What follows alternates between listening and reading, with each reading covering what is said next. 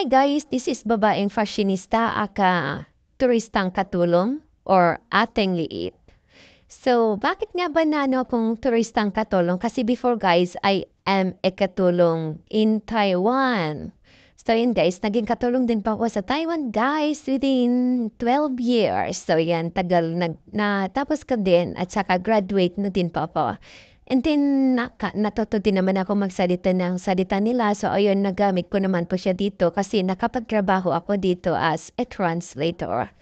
So, ayun guys, yung sa mga nagtatanong about doon sa varicose na pinaopera ko noon sa Taiwan. Anyway, hanggang ngayon, sa awa naman po ni Papa Chi, hindi na po siya bumalik. Kasi ang ano na nga lang niya ngayon is scars. May mga naiwan na siyang maliliit na scars dito sa aking binte.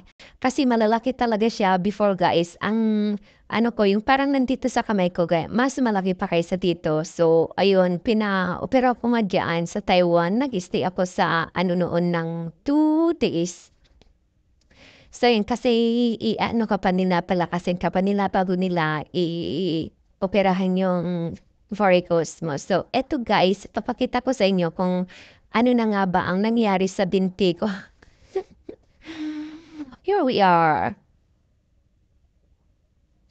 Eto guys, eto na po yung ano natin ngayon. Eto yung mga tinanggalan nila. Kasi super lalaki talaga dito guys. Makikita mo yung varicose ko dito. Dati, malalaki siya na tumbok-tumbok. So, ayan, kaya ito magkatabi po yung mga ano niya, yung mga tahi niya. Kasi, tapos ayan, ganyan. Hindi ganito yung ano ko noon guys. Malalaki po talaga siya dito tumbok. Malalaking ano, parang ano siya, nakakatakot din po siya tingnan.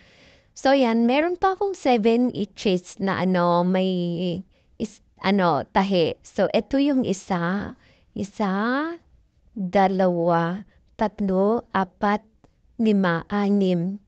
Tapos yung isa nandito po sa ano. So ayan guys, malinis na po yung binti ko dun sa mga nagtatanong kung bumalik pa ba yung ano ko. Hindi na po siya bumalik guys. Eto malinis na po siya. Yung nakikita ninyong itong ugat na mga yan, may ano na lang siya guys, ugat sa ilalim na po. Hindi na po siya ugat na lumalabas na malaki dito. So ayan, thank you so much po doon sa ano. Kasi successful naman po yung pag-opera dito sa ano ko, sa varicose ko. Kasi dito talaga promise, ang lalaki dito guys yung varicose ko dati. So ayan, yung status ng aking binte or aking ano ngayon. So, yung sa mga gusto din magpatanggal po diyan ng ano, ng varicose, pwede din po kayo doon sa ano, doon sa hospital kung saan ako nagpa-ano noon. Malapit lang po yun sa ano, sa train station ng main train station ng Taiwan sa Taipei. So, i-ano ko po sa inyo kung anong pangalan ng ano, kasi i-message na lang po ninyo ako guys para mai-ano ko po sa inyo kung anong hospital ba yung pinuntahan ko at kung kung paano nila ginawa yung procedure, gano'n. So, ayan guys, then sa mga nagtatanong, bakit hindi na ako bumalik sa Taiwan? Hindi na po ako talaga babalik kasi turista na nga po ako. No, hindi po. Hindi pa din po ako turista as ano pa rin pa ako, nagtatrabaho pa rin pa ako dito as a translator. But very soon po, magiging turista ulit ako ng Taiwan. So, see you all there guys.